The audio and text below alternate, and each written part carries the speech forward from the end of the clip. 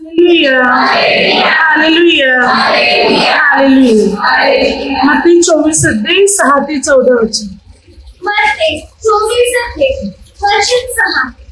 तुम्ही लढाईच्या ऐका व लढाईच्या अवया ऐका, घाबरून जाऊ नये म्हणून सांभाळा, कारण असे होणे अवश्य आहे, परंतु तेवढ्याची वाट होत नाही. वचन 7 कारण राष्ट्रांवर राष्ट्र व राज्यांवर राज्य उठे आणि जागोजागी दुष्काळ, वाऱ्या व भूमिकंप होतील. वचन 8 पण या सर्व गोष्टी वेदनांचा प्रारंभ होत आहे. वचन 9 तेव्हा तुमचे हात करण्याकरता मी तुम्हाला धरून देईल व तुम्हाला जीवे मारतील आणि माझ्या नावामुळे सर्व राष्ट्रे तुमचा द्वेष करतील.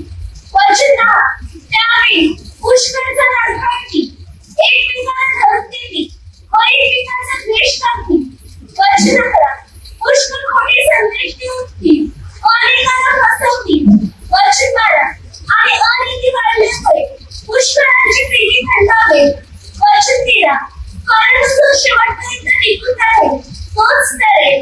वचन 14 सर्व राष्ट्रांना साक्षीसाठी व राज्याची स्पर्धा सर्व जगात गाजवली जाईल, तेव्हा शेवट होईल. Hallelujah, hallelujah, hallelujah.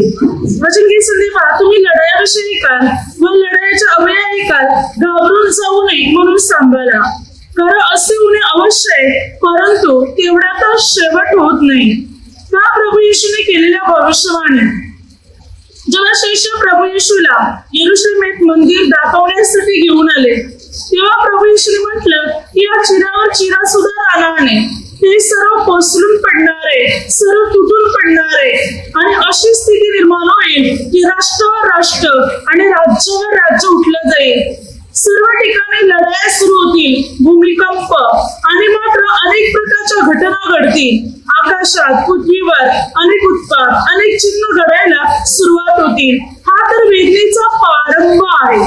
याच्याने शेवट होत असं नाही, तरी शेवट होण्याची सुरुवात झालेली आहे असं समजा. या वेदनेचा प्रारंभ आहे की ज्या गोष्टी घडायला लागतील तेव्हा समजा की आता या सर्व गोष्टीला सुरुवात झालेली आहे आणि प्रभू येशू येण्याची वेळ आता आलेली आहे म्हणून. तर बायबल या ठिकाणी शिकवते की मात्र लढाया सुरू होतील. हल्ली बघा आता आपली भारताची आणि पाकिस्तानची लढाई सुरू झालेली आहे आणि बायबल सांगते या लढाया, या युद्ध सुरू होणार. अनेक देशात, अनेक राष्ट्रांमध्ये या लढाया सुरू आहेत. अगदी एक राष्ट्र दुसऱ्या राष्ट्रावर उठलेले आहे, एक देश दुसऱ्या देशावर उठलेले आहेत. अगदी ठिकठिकाणी पाहिलं तर लढाया सुरू आहेत, युद्ध सुरू आहेत, राष्ट्रावर राष्ट्र, राज्यावर राज्य उठलेले आहेत. देशोदेशी मात्र अनेक प्रकारच्या लढाया सुरू आहेत. तसे भूमिकंप किंवा अनेक घटना घडत आहेत ज्याची कल्पना पण आपण करू शकत नाही, अशा गोष्टी घडत चाललेल्या आहेत. बायबल सांगते हे घडणारच, हे होणं आवश्यक आहे. तर हे जर झालं नाही तर येशू येईल कसा. ही तर सर्व गोष्टीची सुरुवात म्हणजे प्रारंभ आहे. म्हणजे आता ही सुरुवात झालेली आहे येशू येण्याच्या दिवसाची, प्रभू येशू येण्याच्या दिवसाची सुरुवात झालेली आहे. आणि त्यासाठी पहिली गोष्ट बायबल काय सांगते, लढाया सुरू होतील. आणि या लढाया सुरू झालेल्या आहेत, युद्ध सुरू झालेले आहेत, राष्ट्रावर राष्ट्र, देशावर देश मात्र उठलेले आहेत. अनेक ठिकाणी लढाया, अनेक ठिकाणी युद्ध सुरू आहेत. आणि बायबल सांगते ठिकठिकाणी भूमिकंपही होतील, अनेक ठिकाणी चिन्हानुत्पात घडले जातील. हा वेदनेचा प्रारंभ आहे. आणि त्यावेळी बायबल सांगते प्रभू म्हणतो की तुम्हाला धरून देण्यात येतील, तुम्हाला पकडून देण्यात येतील, तुमच्या आधार करतील, तुमचा छळ करतील, तुम्हाला मारून टाकण्यात येतील, घरातले नात्यातली लोक एकमेकांवर उठतील, परंतु जो शेवटपर्यंत टिकेल तोच करेल. प्रभूच्या राजाची सुवार्ता जोपर्यंत सर्व देशात, सर्व ठिकाणी होत नाही तोपर्यंत शेवट होणार नाही. सुरुवात लढाई युद्धापासून आणि शेवट जेव्हा साऱ्या जगामध्ये सुवार्तेची घोषणा होईल तेव्हा शेवट होईल. आपल्याला काय वाटते, अद्यापर्यंत एखादा देश आहे का की ज्या ठिकाणी अद्याप येशूची सुवार्ता पोहोचली नाही? काय अद्यापर्यंत एखादं राष्ट्र असं आहे का किंवा एखादं नगर असं आहे का की ज्या ठिकाणी प्रभूची सुवार्ता पोहोचली नाही? अगदी पाहायला गेलं तर सर्व जगात, अगदी सर्व देशात, सर्व राष्ट्र सुवार्ता पोचलेली आहे. मात्र एवढाच फरक आहे की अनेकांनी प्रभू येशूला आपला उद्धार, आपला प्रभू म्हणून स्वीकारलेलं नाही. पण अनेक ठिकाणी सुवार्तेची घोषणा झालेली आहे. अनेकांच्या कानावर, विशेष करून जास्तीत जास्त लोकांच्या कानावर प्रभूचं वचन पोचलेले, पडलेले. मात्र ते कबूल करायला, येशूला स्वीकारायला मात्र तयार नाही. पण अनेक लोकांपर्यंत मात्र ही सुवार्ता पोचलेली आहे. आणि जर कदाचित काही थोडेफार राहिले असतील तर त्यांच्यापर्यंत ही सुवार्ता पोचायला वेळ लागणार नाही, उशीर लागणार नाही. अगदी पाहिलं तर सुवार्तेची घोषणा साऱ्या जगात झालेली आहे. आणि बायबल सांगते शेवट कधी होईल? जेव्हा साऱ्या जगात, संपूर्ण देशात, सर्व नगरात, प्रांतात सुवार्तेची घोषणा होईल, तेव्हा शेवट होईल. कारण येशूची सुवार्ता प्रत्येकापर्यंत पोहोचणं का गरजेचं आहे? जर येशूची सुवार्ता प्रत्येकापर्यंत पोहोचली नाही आणि अंत झाला, शेवट झाला, तर शेवटच्या दिवशी जेव्हा न्याय होईल तेव्हा ज्याला सुवार्ता मिळाली नाही ते येशूला काय सांगतील? तुझी प्रभू, तुझी सुवार्ता आम्हाला कळालीच नाही, तू जिवंत देव आम्हाला समजलंच नाही, मग आम्ही तुझा स्वीकार कसा करू? आणि मग आता आम्हाला तू परफेक्ट नकोस, आम्ही चुका केली तर आम्हाला काही माहित नव्हती, आम्हाला तुझी ओळखच नव्हती. आता आमचा न्याय होते वेळी तुम्ही आमचा न्याय कसा करणार? मग अशा वेळी गोंधळ निर्माण होणार.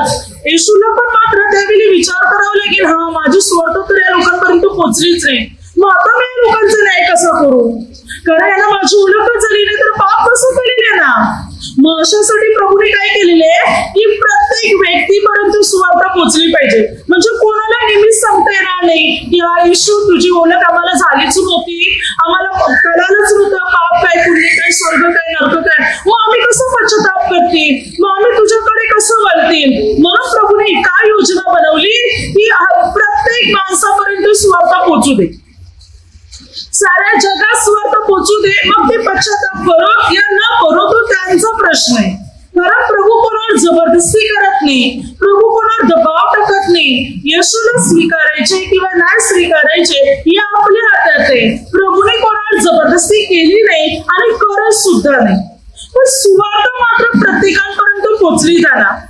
मग येशू शेवटच्या दिवशी, न्यायाच्या दिवशी विचारणार की माझी सुवार्ता तुझ्यापर्यंत आली होती ना, तुला पश्चाताप करायची मी संधी दिली होती ना, पण तू पश्चाताप केला नाही, तू माझ्याकडे वळाला नाहीस, म्हणून आता जाऊन गंध अग्नीच्या सरोवरामध्ये पड.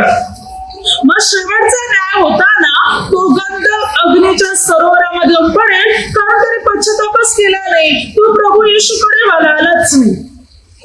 म्हणून त्यासाठी प्रत्येकापर्यंत सुवार्ता पोहोचणं गरजेचं आहे. तेव्हा बायबल सांगते शेवट होईल. आणि सुवार्तेच्या बाबतीत पाहिलं तर आज संपूर्ण पृथ्वीमध्ये, संपूर्ण जगामध्ये सुवार्ता मात्र वेगाने घोषित केली जाते. वेगाने पसरत चाललेली प्रभूच्या नावाची सुवार्ता, अनेक ठिकाणी प्रभूच्या नावाचा प्रसार होते. प्रभू येशू जिवंत देव आहे, तोच उद्धारक आहे, तो आपल्यासाठी पृथ्वीत आलेला आहे, आपल्यासाठी पृथ्वीवर आलेला, आपल्यासाठी मनुष्य बनला, आपल्यासाठी मृत्यू पावला, पुन्हा तिसऱ्या दिवशी उठविला गेला आणि परत आपल्याला नेण्यासाठी येणार आहे. ही सुवार्तेची घोषणा आज जगभर प्रसिद्ध होते.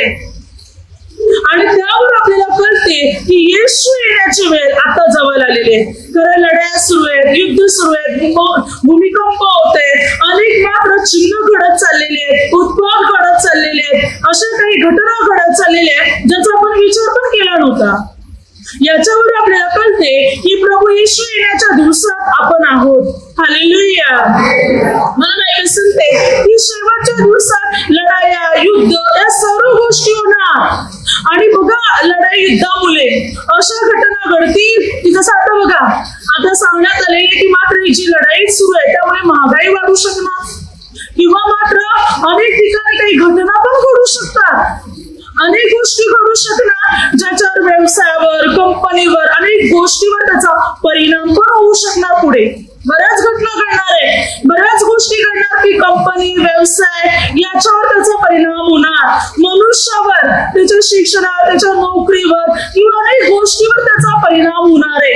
बऱ्याच घटना आता पुढे घडू लागणार आहेत आणि मात्र महागाई सुद्धा इतकी वाढणार आहे की मात्र मनुष्य अगदी जे 3 वेळा खातो ते 2 वेळा खाईल, हे 2 वेळा खातो ते 1 वेळा खाईल. पुढे अशा गोष्टी घडतील, कारण ज्या गोष्टी बायबल मध्ये दिलेल्या आहेत त्या घडणारच. ज्या गोष्टी बायबल मध्ये दिलेल्या ते होणार. बायबल सांगते शेवटच्या दिवसात अशा लढाई युद्ध होतील की महागाई पण वाढेल.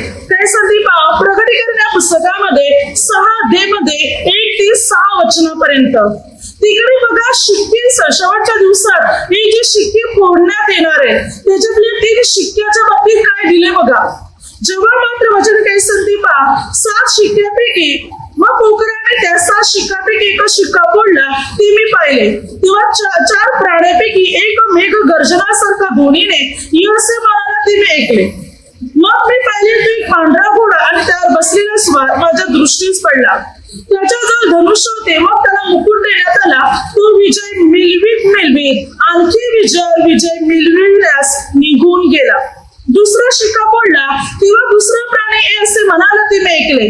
तो दुसरा घोडा निघाला. तो अग्नीवर नव्हता आणि त्याच्यावर बसलेल्या स्वाराकडे पृथ्वीवरील शांतता हरण करण्याचे आणि लोकांकडून एकमेकाचं वध करविण्याचे काम सोपविले होते.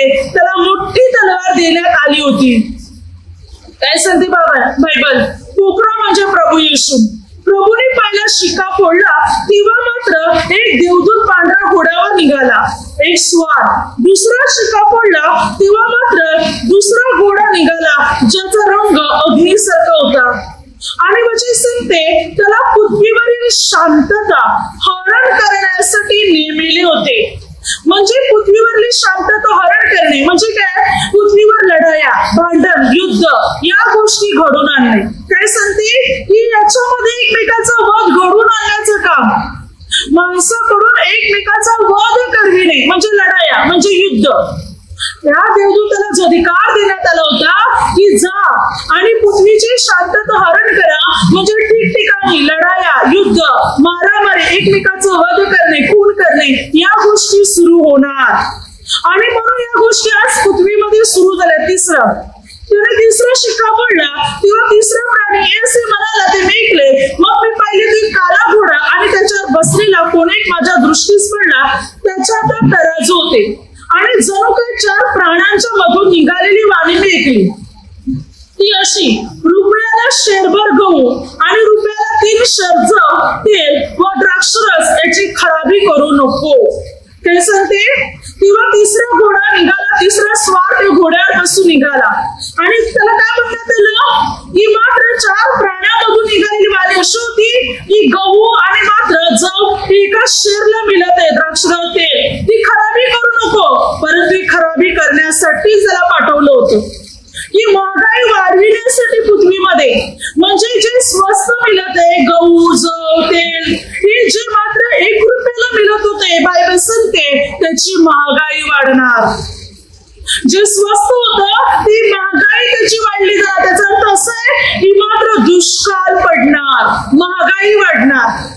या घोड्याला अधिकार देण्यात आलाय, स्वाराला अधिकार देण्यात आलाय, जा जी स्वस्त आहे ती महागाई करून टाक. कारण लढाई, युद्ध सुरू होणार, अनेक व्यवसाय व्यापारावर त्याचा परिणाम होणार आणि त्यामुळे मात्र या सर्व गोष्टीची महागाई वाढली जाणार. आणि घडणार ज्या गोष्टी परमेश्वर पित्याने प्रभू येशूने नेमून ठेवलेले आहेत त्या घडणारच. येशू ख्रिस्ताने गोष्टी अगोदर सांगून ठेवले. त्यासाठी कोणा माणसाला काही सांगण्याची गरज नाही, कोणा माणसाला भविष्यवाणी करण्याची गरज नाही. कारण प्रभू येशूने बायबल मध्ये अगोदरच सांगून ठेवले. या गोष्टी अगोदरच लिहिल्या गेलेल्या ती होणार आणि होतच आहे, घडतच आहे, चाललेलंच आहे. ज्याला कोणी बंद करू शकत नाही, कोणी थांबवू पण शकत नाही. या गोष्टी घडणारच, त्याला कोणच थांबू शकत नाही. कारण बायबल मध्ये जे लिहिलेले ते होणार आणि त्यामुळे ठिकठिकाणी लढाया, युद्ध, भूमिकंप या गोष्टी चालू आहेत. महागाई वाढली जाणार, लोकांच्या खाण्यापिण्याच्या समस्या निर्माण होणार, अनेक घटना घडल्या जाणार, अनेक गोष्टीवर त्याचा परिणाम होणार, बऱ्याच गोष्टीवर परिणाम होणार. एकमेकाचा वध करतील, अनेक घटना अशा घडतील इच्छा आपण करू शकत नाही, कारण ही सुरुवात आहे, हा प्रारंभ आहे, अंत किती भयंकर असणार. म्हणून जितकी वेळ परमेश्वरामध्ये घालवता येते, परमेश्वराची सेवा करता येते, प्रभूची आराधना करता येते, तितकं करा. जो परमेश्वरामध्ये राहील, परमेश्वर त्याला वाचवी, प्रभू त्याला सहाय्य करील. मग कोणती परिस्थिती हो, कोणती घटना आहे, कोणते संकट घेऊन येऊ, पण प्रभू त्याला वाचवी. बायबल सांगते नीतिसूत्र या पुस्तकामध्ये 3:25-26, अचानक तुझ्यावर एखादं संकट आलं, दुष्टाची धाड जरी तुझ्यावर आली, तरी वाचन सांगते तू घाबरू नकोस. बायबल काय सांगते, तू घाबरू नको, कारण परमेश्वर तुझं रक्षण करताय. बायबल सांगते तो तुझा पाय गुंतू देणार नाही. जर अकस्मात अचानक तुझ्यावर एखादं संकट आलं, दुष्टाची धाड तुझ्यावर आली, शत्रू सेना तुला वेढिले, तरी तू घाबरू नको. देव तुझ्या बरोबर आहे, तो तुला सांभाळेल, तो तुझं रक्षण करता बरेल. या दिवसामध्ये परमेश्वरामध्ये जीवन जगणं फार गरजेचं आहे.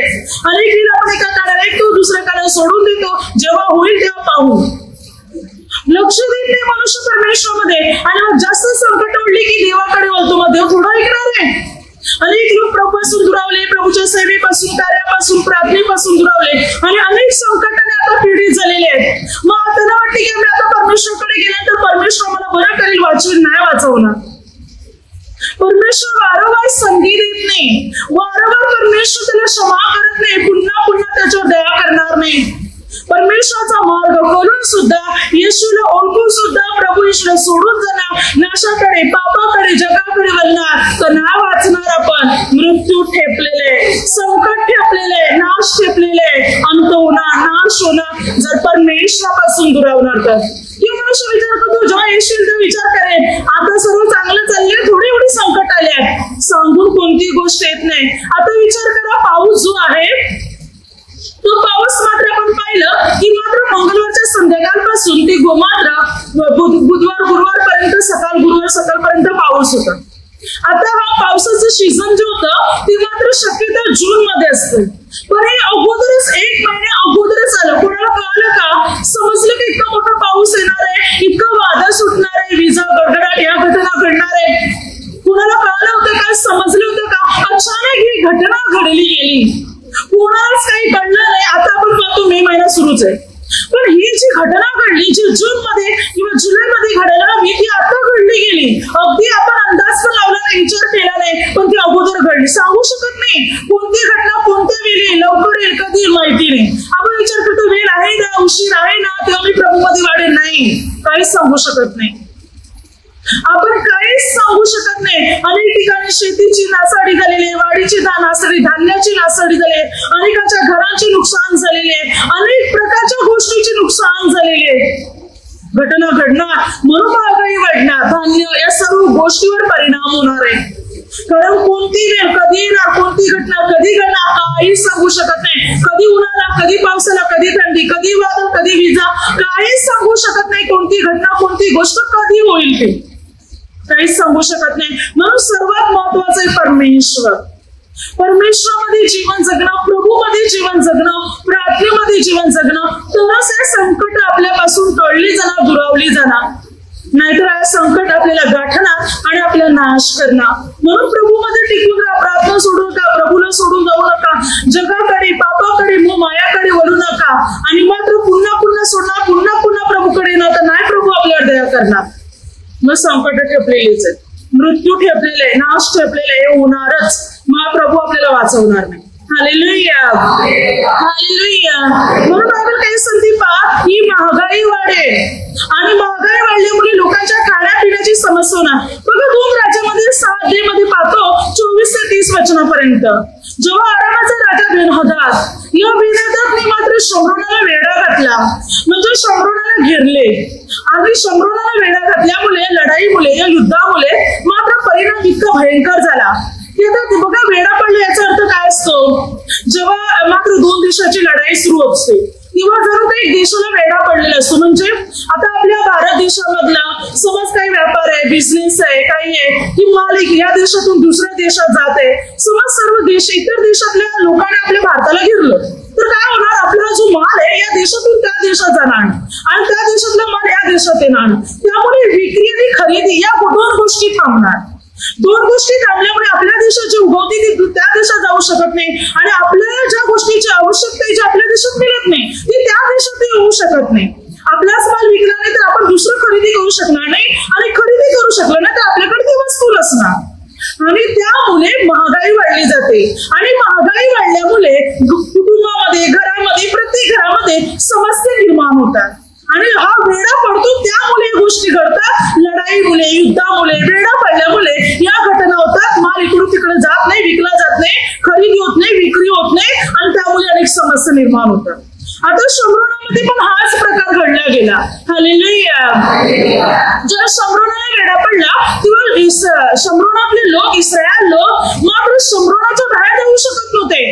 विक्रय करणे, विकत घेणे, व्यापार व्यवसाय या सर्वांवर त्याचा परिणाम झाला. हे सर्व बंद पडले आणि भीतीपोटी कारण शत्रू सेनाने घेरल्यामुळे भीतीपोटी कोणी शेती पण करू शकत नव्हते आणि त्यामुळे मात्र बऱ्याच घटना घडल्या गेल्या. खाण्यापिण्याची मारामारी झाली आणि एवढी महागाई झाली की बायबल सांगते की गाढवाच्या एका मुडक्याला 80 रुपये. त्यावेळेला गाढवाचं डोक्याला 80 रुपये म्हणजे त्यावेळेला 80,000 रुपये नुसतं गाढवाचं डोकं आणि मग गाढवाची किंमत काय असेल किती लाख विचार करा. त्यानंतर कबुतराचा पावशेर विष्ठेच 5 रुपये. कबुतराची पावशेर विष्ठा बघा, ज्याला आता कोणी विचारत नाही की कबूतर घाण करतात पण घरातून कोण ठेवत नाही आणि त्यावेळेला ते विकलं जात होतं. ते पण पावशेर विष्ठा 5 रुपयाला. हालेलुया. आता पाठीभर दिलं तरी कोण घेणार नाही. त्यावेळेला ते सुद्धा विकलं जात होतं. विचार करा, कदाचित काहीतरी औषधी काहीतरी असणार ते त्यामुळे असणार. म्हणजे एवढी मात्र त्यावेळेला त्याला किंमत होती, एवढी महागाई वाढली होती त्यावेळेला. आणि त्यावेळेला 2 स्त्रिया राजाकडे येतात, इस्रायलच्या राजाकडे आणि इस्रायलच्या राजाला म्हणत आहे की महागाई वाढल्यामुळे खायला काही नाही म्हणून मात्र माझा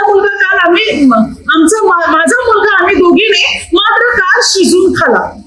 आता हिचा मुलगा मागितला तर हिचा मुलगा हिने लपवून ठेवलेला आहे. आता मी काय करू.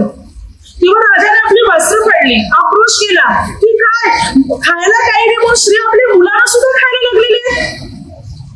म्हणून राजा सुद्धा संतप्त झाला की आता काय करायचं. तो तुम्हाला आयुष्य संदिष्ट आहे ना, मग तो का देशासाठी प्रार्थना करत नाही. संदिष्ट असून सुद्धा संदिष्ट काय करेल.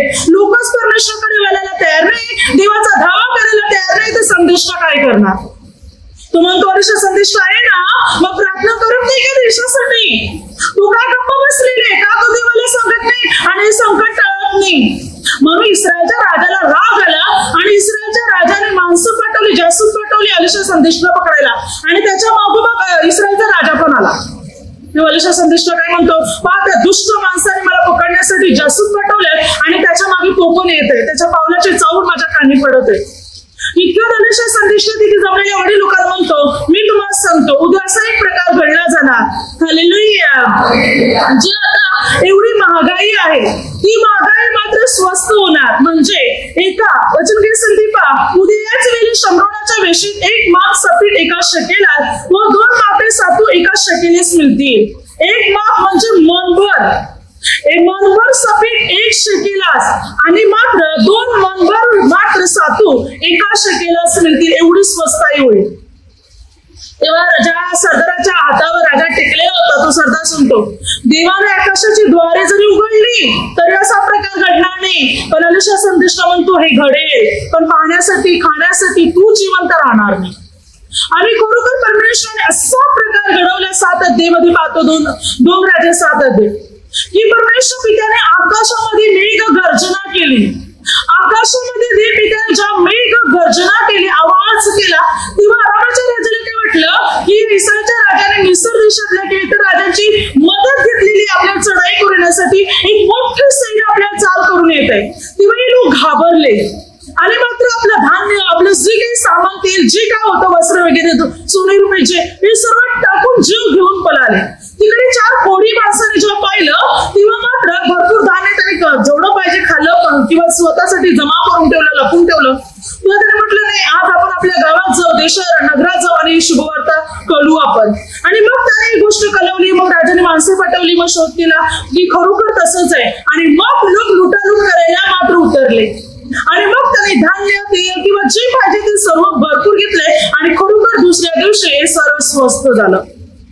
कारण अलिशा संदेशाने केलेल्या भविष्यवाणीप्रमाणे मात्र जो या शमरोनाला वेडा पडला होता तो वेडा नाहीसा झाला आणि इस्रायल स्वातंत्र्य झाले. शत्रू त्यांच्यापासून निघून गेले आणि परमेश्वराने त्यांना अनुग्रह दिला. हालेलुया. म्हणजे वेडा पडल्यानंतर काय परिस्थिती निर्माण होऊ शकते पा? महागाई वाढू शकते, खाण्यापिण्याची समस्या निर्माण होऊ शकते. मग त्यासाठी प्रार्थनेची गरज आहे. अलिशा संदेशाची एक भविष्यवाणी शमरोनाचा उद्धार करत आहे. म्हणजे प्रार्थना देवाच्या सेवकाकडे शेवटी यायला लागलं की नाही इस्रायलच्या राजाला? शेवटी त्या सेवकाने काम केलं की नाही? म्हणून देवाच्या सेवकाची प्रार्थनेची गरज आहे. जितकी आपण प्रार्थना करा, आपला भारत देश किंवा प्रत्येक देशासाठी प्रार्थना करा. या गोष्टी घडणार, याला कोणी थांबू शकत नाही. या घडणारच, या घडत राहणार, याला कोणच थांबू शकत नाही. फक्त एवढंच आहे, प्रार्थनेत राहिले, प्रभूच्या वचनात, प्रभूच्या नियमात चालले तर परमेश्वर आपल्याला अनुग्रह देणार. प्रार्थना करा. आपल्या भारत देशाचे जे सैनिक आहेत त्यांच्यासाठी जास्तीत जास्त प्रार्थना करा. त्यांना संरक्षण कवच लाभावं, त्यांना ताकद मिळावी, त्यांना अन्न सामग्री व्यवस्थित वेळेवर मिळावी म्हणून त्यांच्यासाठी प्रार्थना करा. त्यांच्या कुटुंबासाठी प्रार्थना करा. कारण हर एक व्यक्तीसाठी प्रार्थनेची जास्त गरज आहे. प्रार्थना माणसाला मजबूत बनवते, प्रार्थना माणसाला संरक्षण कवच देते, प्रार्थनाच माणसाला मात्र श्रेष्ठ आणि उत्तम बनवते. म्हणून प्रत्येक व्यक्तीच्या जीवनात प्रार्थना गरजेची आहे. Hallelujah, hallelujah. आपण प्रार्थना करत राहणार तर परमेश्वर आपल्याला अनुग्रह देणार, परमेश्वर आपल्याला आशीर्वादित करणार. हर एक गोष्टीत आपल्याला प्रार्थनेची गरज आहे. आणि बायबलमध्ये दिलेली आता महागाई वाढणार, दिवसेंदिवस भरपूर महागाई वाढत जाणार आणि ती थांबणार नाही, वाढतच जाणार. बघा बायबलमध्ये निर्मय 52 अध्यायामध्ये 3 ते 11 वचनापर्यंत जेव्हा मात्र यरुशलेम, बाबेलाचा राजा नबुकदनेस्सर या राजाने जेव्हा यरुशलेम घेरले त्यावेळेला यरुशलेमेला वेढा पडला होता. शत्रुसेनाने यरुशलेमेला वेढलेलं होतं आणि मात्र शत्रुसेनाने यरुशलेमेला वेढल्यामुळे पुढे अशा गोष्टी घडल्या की त्यामुळे यरुशलेमेमध्ये भरपूर महागाई वाढली. म्हणजे त्यावेळेला जसे की मात्र 9व्या महिन्याच्या सिक्किया राजाच्या कारकिर्दीमध्ये 9व्या वर्षाच्या 10व्या दिवशी, 9व्या वर्षाच्या 10व्या दिवशी त्यावेळेला मात्र त्याच्या कारकिर्दीच्या आणि त्यावेळेला मात्र इतकी महागाई वाढली की ती महागाई 11व्या वर्षापर्यंत होती. आणि त्या महागाईमुळे म्हणजे हा वेढा पडल्यामुळे इतकी महागाई वाढली की त्या महागाईमुळे लोकांना खाण्यासाठी अन्न नव्हते. बायबल काय सांगते पहा, लोकांना खाण्यासाठी सुद्धा अन्न नव्हते, इतकी महागाई त्या ठिकाणी वाढली गेली. Hallelujah, hallelujah. वचन काय सांगते पहा, 9व्या वर्षाच्या 10व्या महिन्यात दशमीस, 9व्या वर्षाच्या 10व्या महिन्याच्या 10 तारखेला वेढा पडला. तो 11व्या वर्षापर्यंत वेढा होता. 14 महिने, 14 महिने वेढा पडलेला होता या यरुशलेमेला. आणि त्यामुळे महागाई एवढी वाढली की या महागाईमुळे लोकांना खायला काही नव्हतं. वेढा पडला होता, महागाई वाढली गेली. कारण धान्य, व्यापार, व्यवसाय सर्वांवर त्याचा परिणाम होतो वेढा पडल्यानंतर, लढाईमुळे, युद्धामुळे. आणि त्यामुळे एवढी महागाई वाढली की लोकांना खायला पण काही नव्हतं. म्हणून सिक्किया राजाने त्याच्या लोकांनी काय केलं, तटाला भोग पाडला. जो तट होता यरुशलेमेच्या भोवती, जो भरलेला तट होता पळून जाण्यासाठी, कारण तटाच्या बाजूने सर्व शत्रू सेना त्याला घेरलं होतं. त्याने विचार केला आपण रात्रीच्या वेळी भोग पाडून तिथून कॉल काढू. म्हणून त्याने तटाला, भिंतीला कोटाला एक भोग पाडला पळून जाण्यासाठी, निष्ठून जाण्यासाठी. परंतु बाबेलाच्या राजाच्या लोकांनी, सैनिकाने या लोकांना पकडलं आणि पकडून त्यांना मात्र बाबेलास नेलं. सिक्किया राजाच्या मुलांचा वध केला आणि त्याचे सिक्किया राजाचे डोळे फोडले आणि त्याला बाबेलास नेले. आणि तिकडे सिक्किया राजा बाबेलास मात्र मरण पावला. अशा प्रकारे यरुशलेमेचा पाडाव झाला आणि सर्व यहुदी इस्रायल लोक 70 वर्ष बाबेलाचा राजा नबुकदनेस्सर याच्या हाताखाली बंदिवान राहिले. Hallelujah, hallelujah. महागाईमुळे लोकांना शेवटी तटाला पण भोग पाडावा लागला. पळून जाण्याचा विचार केला, काय करायचं, खायला काय नाही मिळत ते. पण ते शेवटी बंदिवान बनलेच. अनेक लोकांचा वध झाला, अनेक लोकांचा मृत्यू झाला, मंदिरी जाळून टाकण्यात आले आणि घटना घडल्या गेल्या. म्हणून आपल्याला प्रभूची गरज आहे. सिद्ध्या राजाला संधी होती. इर्मिया संदेष्टाने त्याला भविष्यवाणी करून सांगितलं होतं, बाप परमेश्वराची माने, परमेश्वराचं वचन ऐक ना, ऐकलं त्याने. उलट आणखी दुष्कर्म केलं, आणखी पाप केलं. परमेश्वराच्या संदेष्टांची, दूतांची त्यांनी निर्भत्सना केली. देवाचं वचन त्यांनी धिक्कारलं, म्हणून मात्र त्यांचा नाश झाला. आज आपल्याला संधी आहे. परमेश्वर त्याच्या सेवकाच्या द्वारे वचनाचा प्रसार आपल्या पोकडे करत आहे. वचन आपल्याला देते, आपल्याला संधी परमेश्वराकडे वळण्याची, त्याची सेवा करण्याची, त्याच्यामध्ये स्थिर राहण्याची. नाहीतर पुढे अशा घटना, अशा गोष्टी घडणार आहे की ज्याची आपण कल्पना पण केली नसेल. अचानक घडून येणार, अकस्मात घडू लागणार, काही कळणार नाही, काही समजणार नाही, अशा घटना घडणार. म्हणून सावध असा, प्रभूमध्ये राहा, प्रार्थनेमध्ये स्थिर राहा, प्रार्थनेमध्ये वचनामध्ये जीवन जगण्याचा प्रयत्न करा. कारण कोणती वेळ, कोणती घटना, कोणती स्थिती कधी येईल, कशी येईल, कोणालाच ठाऊक नाही. हालेलुया. जो परमेश्वरामध्ये राहील, परमेश्वर त्याला सहाय्य करेल, परमेश्वर त्याला वाचवेल, परमेश्वर त्याच्या संकटातून त्याला मुक्त करेल. 13 मध्ये 7 ते 8 वचन बायबल सांगते हा वेदनेचा प्रारंभ आहे. काय सांगते? आणखी तुम्ही लढाविषयी का व लढाईच्या अफवा ऐकाल तेव्हा घाबरू नका. या गोष्टी होणे अवश्य आहे, परंतु तेवढ्याने शेवट होणार नाही. कारण राष्ट्र व राज्य उठेल आणि जागोजागी भूमिकंप होतील व दुष्काळ पडतील. हा तर वेदनेचा प्रारंभ होय. बायबल काय सांगते? दुष्काळ पडणार, खाण्यापिण्याची समस्या निर्माण होणार. हा वेदनेचा प्रारंभ आहे. या घटना घडल्या जातील, अनेक घटना घडतील. वचन काय सांगते बघा, उपदेशक मध्ये 12 अध्याय 1 ते 8 वचना. आपल्या तारुण्याच्या दिवसात आपल्या निर्माणकर्त्याला स्मर, पण अनिष्ट दिवस येत आहेत, अशी वर्ष जवळ येत आहे की त्यात मला काही सुख नाही असे तू म्हणशील. त्या समय सूर्यप्रकाश, चंद्र व तारे अंधुक होतील आणि पावसानंतर अब्री पुन्हा येतील.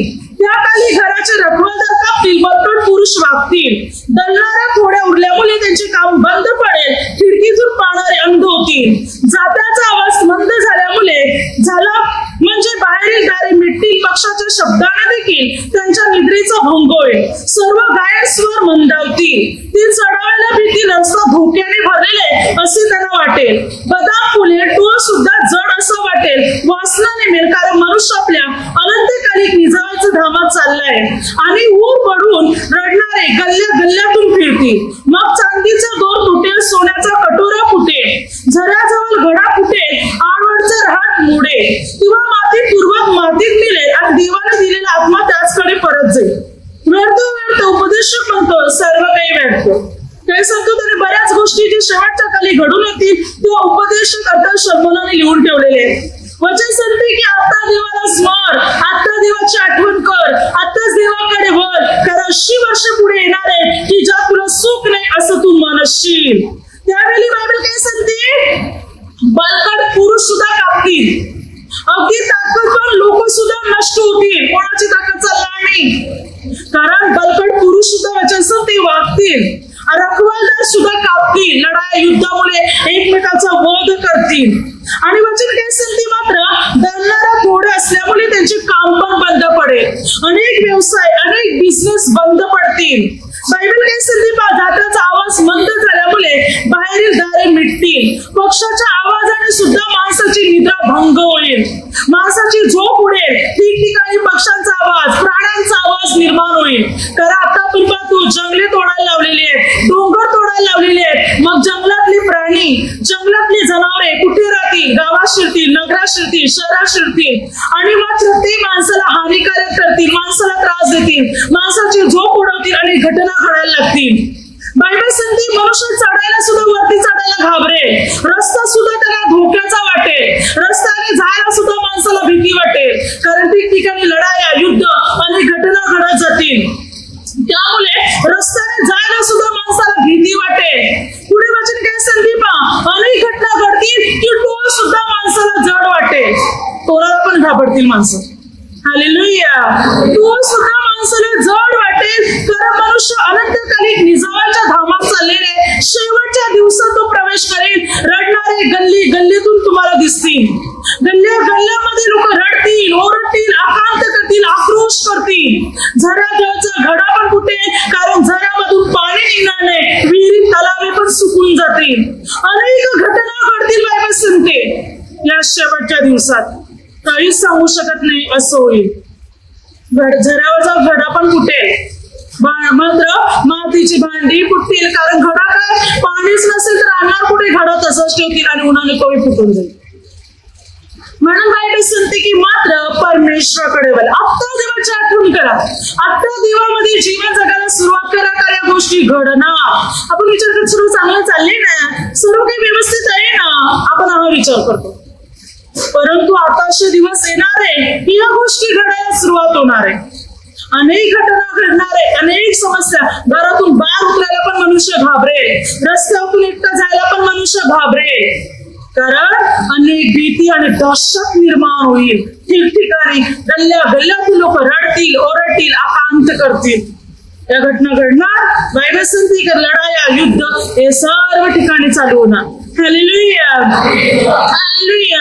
म्हणून परमेश्वराकडे वळणं गरजेचं आहे. प्रभूच्या नियमात आज्ञेत चालणं गरजेचं आहे. जो प्रभूमध्ये चालेल तो वाचविण्यात येईल. तो कसा पहा? 2 राजे 6:8-23 वचना. जेव्हा अराबाच्या राजाने इस्रायलच्या राजाविरुद्ध कट रचले, एकदा नाही, दोनदा नाही, अनेक वेळा, पण अनेक वेळा इस्रायलचा राजा सावध झाला. तेव्हा अराबाचा राजा काय म्हणतो, आपल्यातला असा कोण मनुष्य आहे की तू इस्रायलच्या राजाला बातमी कळवतो? तेव्हा अराबाच्या राजाच्या सैनिकापैकी एक मनुष्य म्हणतो, बाबा आपल्यातलं असं कोणी नाही, पण आपण जे शयनगृहात बोलतात ते इस्रायलचा संदेश ऐकतो आणि इस्रायलच्या राजाला तो सावध करतो. तेव्हा अराबाच्या राजाने म्हटलं, जा अलिशा कुठे त्याला शोधा. तेव्हा त्याला कळालं की अलिशा संदेशला दोथान या ठिकाणी. तेव्हा अराबाच्या राजाने रातोरात मोठी सेना पाठवली आणि अराबाच्या सैन्याने मात्र अलिशा संदेशला ज्या दोथांमध्ये राहत होता तो संपूर्ण नगर वेढिले. संपूर्ण नगर वेढून ठेवले अलिशा संदेशला पकडण्यासाठी, मारण्यासाठी. तेव्हा अलिशा संदेशाचा चाकर उठला.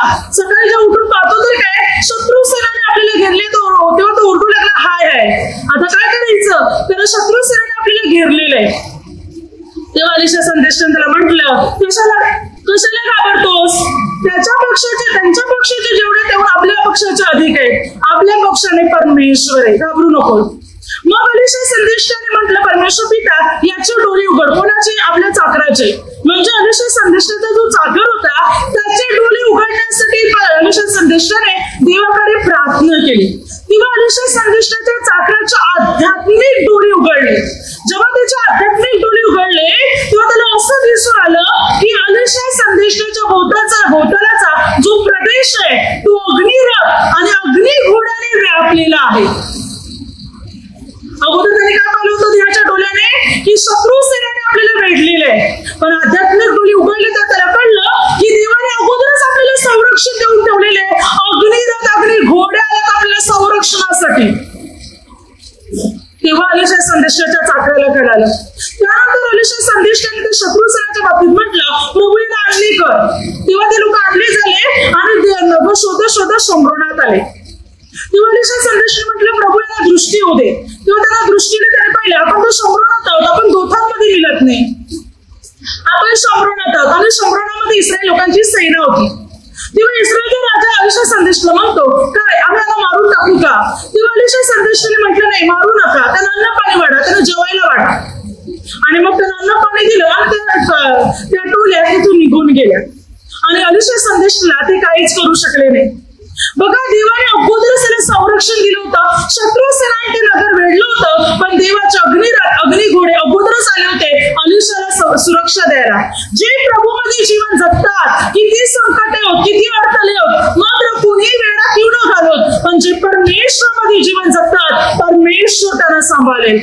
परमेश्वराचे रथ, परमेश्वराचे घोडे, परमेश्वराचे दूत त्याच्या भोवती असणार, त्याला सुरक्षा देण्यासाठी, त्याला सांभाळण्यासाठी त्याच्या जोडीला अगदी त्याच्या बरोबर असणार. आपण प्रभूमध्ये जीवन जगणार, प्रभूमध्ये वाटचाल करणार, तर प्रभू आपल्याला सुरक्षा देणार. Hallelujah, hallelujah. पुढे बायबल काय सांगते बघा, उत्पत्ती 34:30 आणि उत्पत्ती 35:1-15 वचनापर्यंत. जेव्हा याकोबाच्या 2 मुलं सिमोन आणि लेवी याने जाऊन मात्र मात्र हालेलुया शेकेम या ठिकाणातल्या लोकांना मारून टाकले आणि त्या लोकांना हामार वगैरे शेकेम हामार या लोकांना त्यांच्या घराण्याला त्यांचे पुरुष सर्वांना मारून टाकले. तेव्हा मात्र तिकडूनच्या बऱ्याच लोकांना मारून टाकले तरी गोष्ट याकोबाच्या कामी आली आणि याकोबाने आपल्या मुलाला म्हटलं तुम्ही काय केलंस? माझे लोक तर मुठभर आहे, त्यांचे लोक एवढे आहेत आणि ते जर आपल्यावर उठले तर आपल्या सर्वांना नाश करतील, आपल्या सर्वांचा मात्र आपल्या सर्वांना ते नष्ट करून टाकतील, म्हणजे मारून टाकतील, फरसा उडवितील.